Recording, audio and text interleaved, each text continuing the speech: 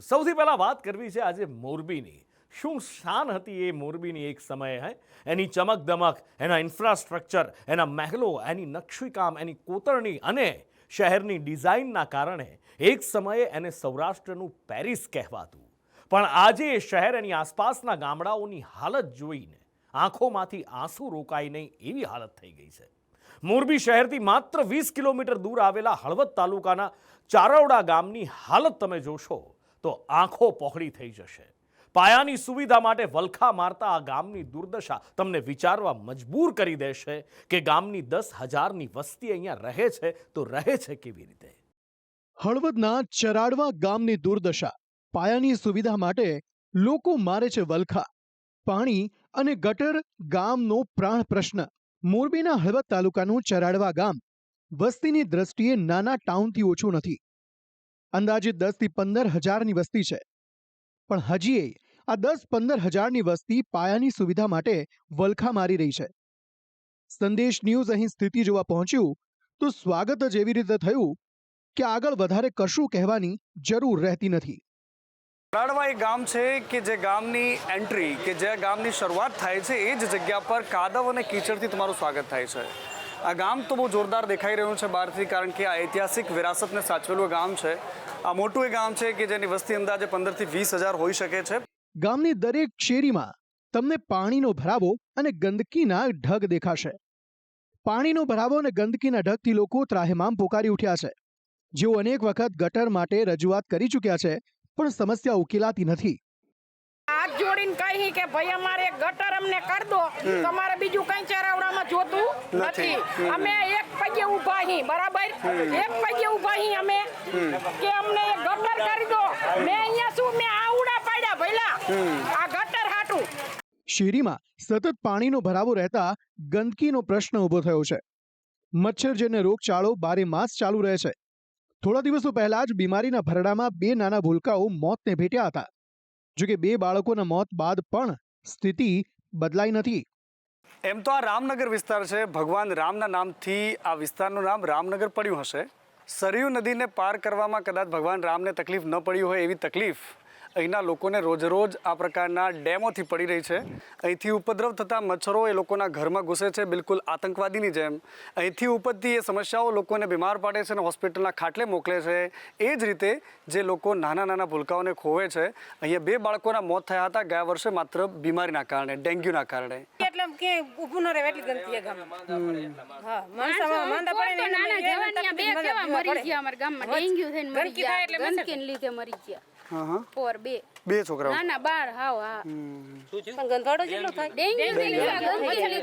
Dengue થાય નથી પાણી બીજા કાઢે ભોગવે બીજા નાના છોકરા મૂકીને છેલ્લે રહીને જ ભોગવવા જાજે ભોગવવા વટ લેવા ટાણે કે અમને કે અમે તમારે ગટર કરી દઈશું, તમને તમતાર અમે જીતશું। એટલે જીતીને વઈ ગયા, કોઈ ગટર ની કોઈ સંભાળ્યું નથી, બરોબર। એમ જ કે નિકાલ જ નથી, એમ જ કે નિકાલ તો કરવો પડે ને। સિવાણા કઈ જીયા લગભગ આવી નેતા જેટલા આવે 30 વર્ષથી એક કઈ જીયા પછી એક પણ કામ ચાળોની અંદર કામ કર્યું નથી અને કરતા પણ નથી। એટલે શું માખી મચ્છર બધું વધે એટલે રોગચાળો વકરે એમ, તો પછી છોકરા બીમાર પડે તો આપણી સાથે સાથે હેરાન થઈ જાય ને એમ। વાતાવરણ એવું વરસાદ પાણીનું એટલે એ પણ ધ્યાન રાખવું પડે ને। ગામની 3 બાજુ ડેમ છે, પણ દીવા તળે અંધારું હોય। ચરાડવાના ગ્રામજનો હજી પીવાના પાણી માટે પણ તરફડિયા મારી રહ્યા છે। ગામની મહિલાઓ આજે પણ માથે વેડા મૂકી પાણી ભરવા જાય છે। ઘરે ઘરે પાણીના નળ તો લાગી ગયા, પણ એ નળમાં જળના નામે છળ થઈ રહ્યો છે। એકવાર પાણી આવે પાણીના લોચા પાણી ભરવા જાવ, એકવાર નાવા ધોવાનું છોકરા નિસાડે, અમાર સાહેબ શું કરું? અને અત્યારે વાડીએ જાય કોકની ઉધડ ઉપર વાડી વાવી 10 વાગે વાડીએ જાય, તમારે શું લેવાનું? પેલા પાણી નાવાનું ભરવા જાય અને હું તો ખાટલામાંથી અત્યારે માટલી લઈને જાઉં, હરવે 2 દિવસથી હાલી એવી થઈ હું એટલે માટલી લઈને પાણી ભરવા જાઉં હું। 20 દિવસથી આ પાણી ન થયું તો અમારે શું કરવાનું? અને હવે અમે આ કમ્પ્લેન કરી સરકારને, નહીં સાંભળે ને તો અમે વિસાવદરવારી કરશું અને રેલી ઉપર બધી બાઈ ઉતરશું। ગ્રામ પંચાયતનું પાણી 15-20 દિવસે આવતું હોવાનું સ્થાનિક મહિલાઓ કહી રહી છે। મહિલાઓનો આરોપ છે કે જ્યારે ફરિયાદ કરો ત્યારે કહે છે કે મોટર બળી ગઈ, લાઈન તૂટી ગઈ। તો એમ કે લાગે છે અમાર મોટર ભરી જાય અમાર શેરીમાં પાણી બંધ થાય ત્યારે જ મોટર ભરી જાય છે ગમે તે કહેવા જાય કે મોટર બંધ જાય લાઈન તૂટી જાય છે તો અમાર શેરીમાં પાણીનો વારો આવે ત્યારે જ લાઈન તૂટી જાય છે એટલે વારાફરતી પાણી આપે છે એમાં લોકો બીજે પ્લોટમાં તો આવતું હોય કે ન આવતું હોય નથી ખબર પણ અમાર શેરીમાં 20 દિવસથી આ પાણી ન થાય પાણીના પ્રશ્ને ગામના સરપંચ લક્ષ્મીબેન સાથે મુલાકાત કરવામાં આવી તો તેમના ઘરેથી એવા જવાબ મળ્યા કે લોકો માથું પકડી લે. સરપંચના ઘરેથી પહેલા જવાબ મળ્યો કે લોકો પાણીની બૂમો પાડે છે તો શેરીઓમાં પાણી નીકળે છે ક્યાંથી? પણ તમે જ કહો છો કે અમારા ઘરે નહીં આવતું પાણી.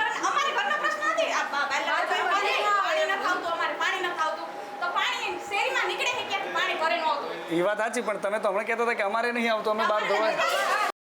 પાણી નથી આવતું એ વાત સરપંચ પણ સ્વીકારી રહ્યા છે, જેમને ત્યાં સુધી કીધું કે ક્યારેક ક્યારેક અમારે પણ પાણી નથી આવતું, અમારે પણ તળાવ જવું પડે છે. ગામના 2 બોર છે પણ વસ્તી વધારે હોવાથી પહોંચી નથી વળાતું.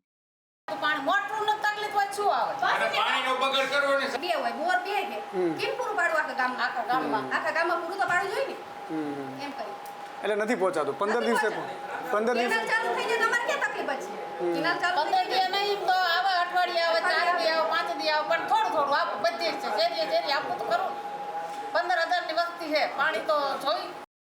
ખેર, ગામની મહિલાઓ જરૂરિયાત મુજબ આસપાસની વાડીએથી પીવાનું પાણી ભરી લાવે છે, પણ વાપરવાના પાણીનું શું? એટલે ન છૂટકે મહિલાઓ નહાવા, કપડાં ધોવા ગામના તળાવના ગંદા પાણીનો ઉપયોગ કરે છે, જેના ગંદા પાણીથી ચામડીના રોગો થવાની ભીતિ ઊભી થઈ છે. સવારમાં તો એ ગટરના પાણીથી તળાવમાં તમે કપડાં ધોવો તો એ ચામડીનો રોગ ન થાય તમને?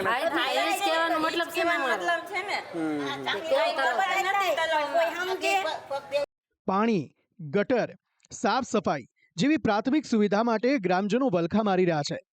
ગામના દરેક ચોરે આ સમસ્યાની ચર્ચા થઈ રહી છે, પણ સમસ્યા ચર્ચાય તો છે પણ તેનો ઉકેલ આવતો નથી. બેઝિક લેવલની સુવિધા મળવી જોઈએ, એ બેઝિક લેવલની સુવિધા નથી. એક પીવાનું પાણી જ હોય તો મહિનામાં 2 થી 3 વખત પાણી આવે એવી પરિસ્થિતિ હાલે છે. ગામમાં ગટરની યોજના નથી.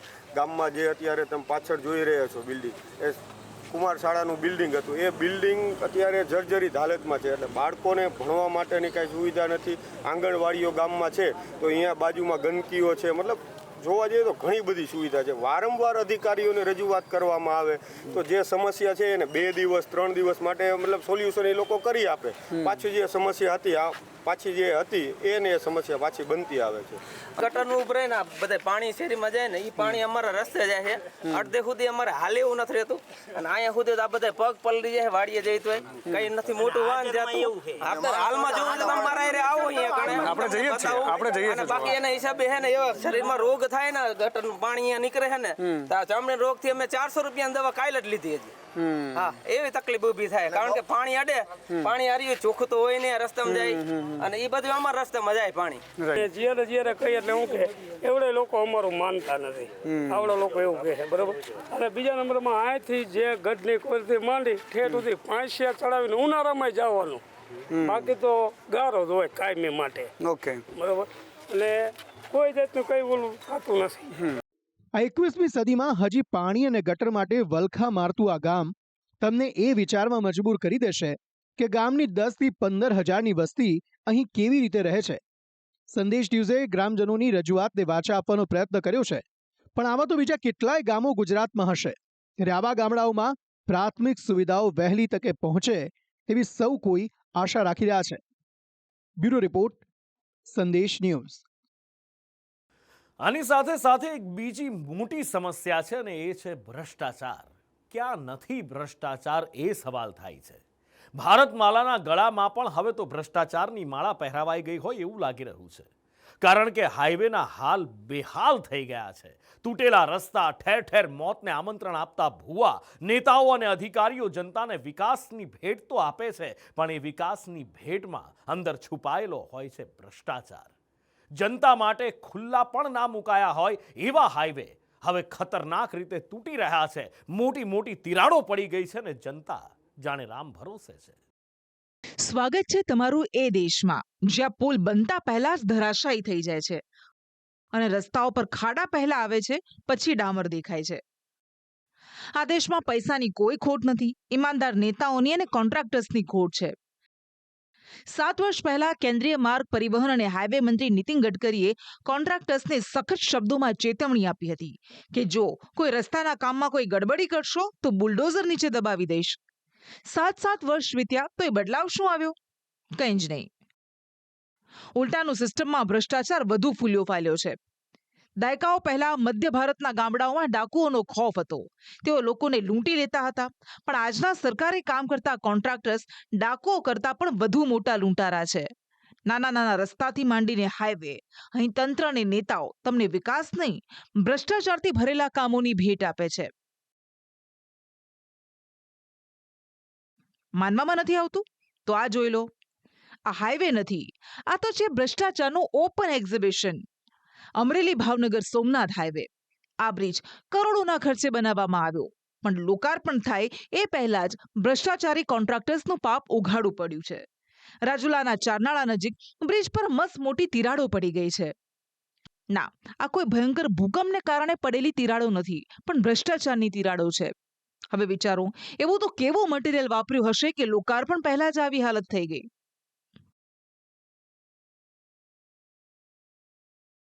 ભાવનગર સોમનાથ હાઈવે ચારનાળાનો પુલ, જેમાં આપણે હું દ્રશ્યો બતાવવા માંગીશ કે આ પુલમાં મોટી મોટી તિરાડો પડી છે અને જેના કારણે વાહન ચાલકોમાં ખૂબ જ મુશ્કેલીઓ પડી રહી છે.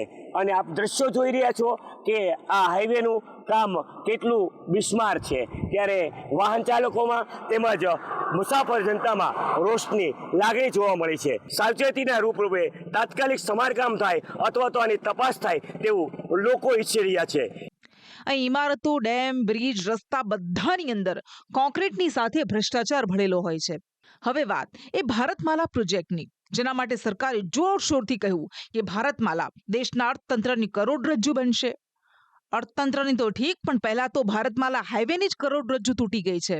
આ જુઓ, જ્યારે સંદેશ ન્યૂઝની ટીમે રિયાલિટી ચેક કર્યું ત્યારે ખબર પડી કે બનાસકાંઠામાં ભારે વરસાદને કારણે સાંતલપુર નજીક ભારતમાલા હાઈવે બિસ્માર હાલતમાં છે. અહીં પોપડા ઉખડી ગયા છે. ભારતમાલા હાઈવેનું 60 કિલોમીટરના માર્ગ પર ચેકિંગ કરતા થરાદથી સાંતલપુર સુધીના હાઈવે પર ઠેર ઠેર ખાડા છે. ભારતમાલાને ભ્રષ્ટાચારની માળા પહેરાવી દેવાય છે. કરોડો રૂપિયાના ખર્ચે બનેલો જે ભારતમાલા રોડ છે એ અત્યારે તમે જોઈ શકો છો કે કેટલા જે અત્યારે ખાડા પડ્યા છે. એ ખાડાની અંદરની જે વાહન ચાલકો અત્યારે જણાવી રહ્યા છે કે ભારે મુશ્કેલીના કારણે વાહનો અમારા ખોટવાય છે, ટાયરો ફાટે છે. અત્યારે તમે જોઈ શકો છો ડ્રાઇવિંગ માટે જે ડ્રાઇવરજન આપવામાં આવે છે તે વાહન ચાલકોને ચેતન માટે શું આવું કરવાની જરૂર પડે છે. તાજેતરમાં જે રસ્તો કરોડોના ખર્ચે બનેલો છે તેને લઈ અત્યારે જે ખરેખર જે આ રસ્તો ભ્રષ્ટાચાર હોવાનો અત્યારે સાબિત થઈ રહ્યો છે. રોડ પર એટલા બધા ખાડા, એની વાત જ જો ભારતમાલા છે એની તો કોઈ ગટરો હારી એક મહિનો નથી, જો ગાડીઓ ફસી જાય, ટાયર તૂટી જાય, ગાડીઓ ડ્રાઈવર કરે શું? આટલા કરોડ રૂપિયાનો માલ રોડ બનાવ્યો, આ જનતાના પૈસા બધા ભ્રષ્ટાચાર જ કરે છે ને. બધા ગાડીઓના ટેક્સ કાપી લે ટોલ નાકા ઉપર. ડ્રાઈવર જાય ક્યાં? ગાડી સેટ તૂટી જાય, પાટા टायर फटे जाए એટલે કે छूटा થઈ जाओ. भाई रोड की दिक्कत है. रोड तो देख लिया कैसे बना हुआ है. रोड तो बिल्कुल खराब है. गड्ढे पड़े हुए, क्या करेंगे भाई? इतना पैसा ला के रोड बनाया, रोड भी बेकार बनाया, गाड़ी भी खराब हो रही है, टूट भी रही है, टायर भी फट रहे हैं, क्या करेंगे? अभी देखो जी, बारिश इतनी बारिश नहीं पड़ी थी, देखो कितना रोड टूटा है. ના, આટલેથી નથી અટકતું. હજુ તો આપને ઘણું બતાવવું છે.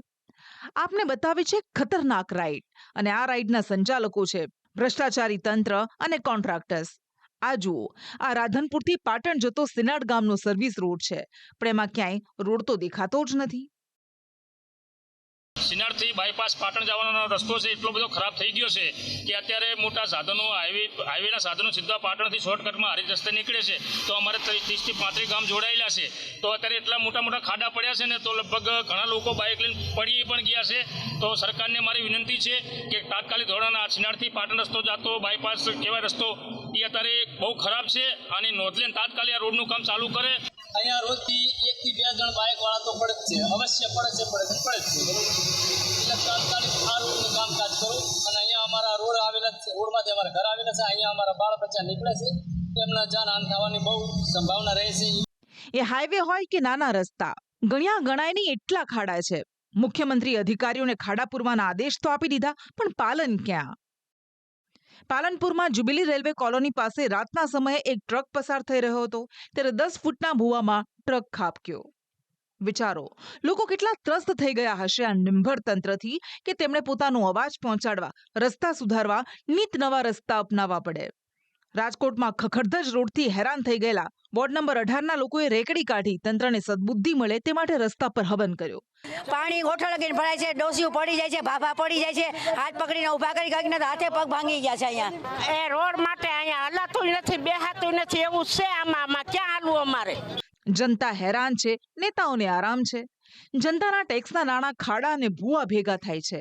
કડકી રાજની ભ્રષ્ટ સિસ્ટમમાં ભ્રષ્ટાચારી કોન્ટ્રાક્ટર્સને દંડવાને બદલે તેમને જ કોન્ટ્રાક્ટ અપાતા રહે. રાત્રે ખાડો ખોદાય, દિવસે પુરાય અને રાત્રે ફરી ખોદાય. જોનારને એવું લાગે કે અહીં તો જોરદાર વિકાસનું કામ થઈ રહ્યું છે, કાયમ થતું જ રહે છે, પણ તેમાં લોકોના હાથમાં કંઈ જ નથી આવતું.